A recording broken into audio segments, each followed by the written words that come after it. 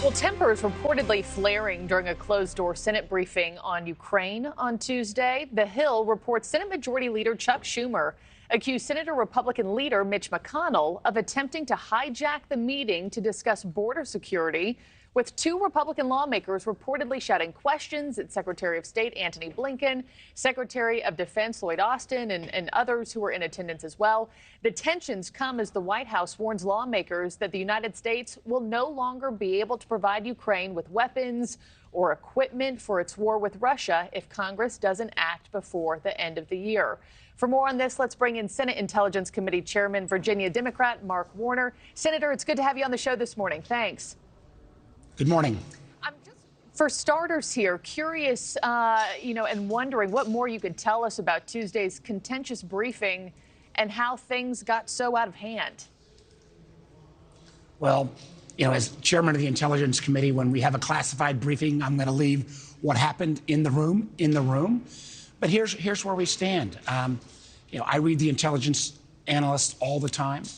Vladimir Putin thinks that he can outweight the United States and the West, and that we will give up and basically desert Ukraine. Ukraine, which is in 21 months, has basically destroyed half of Russia's military capacity without the loss of a single American or NATO soldier's life.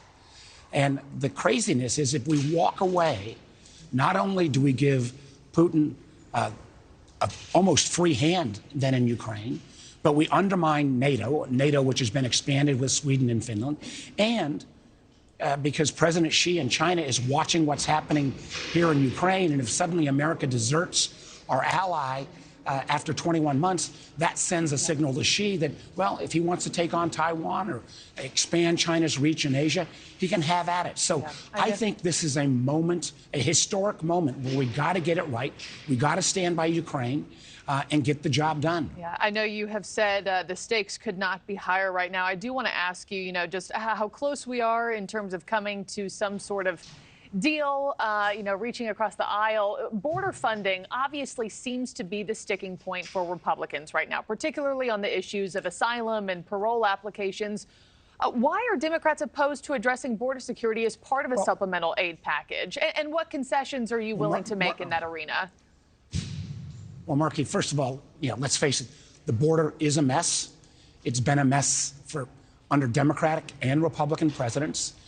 Some of these issues are hard, but I'm all in for having a compromise. Matter of fact, we spent 3 weeks negotiating a compromise that would have included asylum changes, would have included changes on parole, would have included $14 billion in funding for the border. That's what actually the president put forward. The policy changes we added.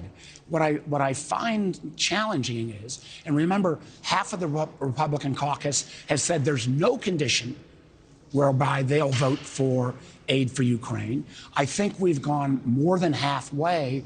Why our Republican friends don't say, okay, let's close this deal, get the funding on the border, make these policy changes, and stand by Ukraine.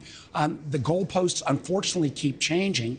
What they keep coming back to was a bill that was a very partisan bill called H.R. 2. There's not a single Democrat in the House or the Senate that ever voted for it. It would, in effect, completely close down the border, something that didn't even happen under President Trump. That is a bridge too far, but a reasonable compromise. Yeah. Count me in, but as a reasonable compromise, you said border funding, $14 billion. You said policy changes, asylum and parole. Count me in. Let's get this done before the Christmas holidays. Show that our commitment with Ukraine will stand and make these changes on the border. And I hear you loud and clear saying that you're all in. Would you say that most of your fellow Democrats are all in as well, or are you an anomaly in that, in saying I'll allow some border concessions? I don't think I'm an anomaly. There were about a dozen Democratic senators that said, hey, we're not sure we want to go this far. But if at the end of the day, some Democrats don't vote for it, we know that half the Republican caucus has said it doesn't matter. You could give them the moon and they still wouldn't vote for it. But if there's still a coalition of some Democrats, some Republicans, that will get us to over those 60 votes we need, then let's get it done. I think history will look back. If we blow this, history will look back, and they may not remember asylum, parole, or what the exact number was. they'll know that this was the moment when America would not stand by a fellow democratic country, Ukraine, that was under huge assault from Putin.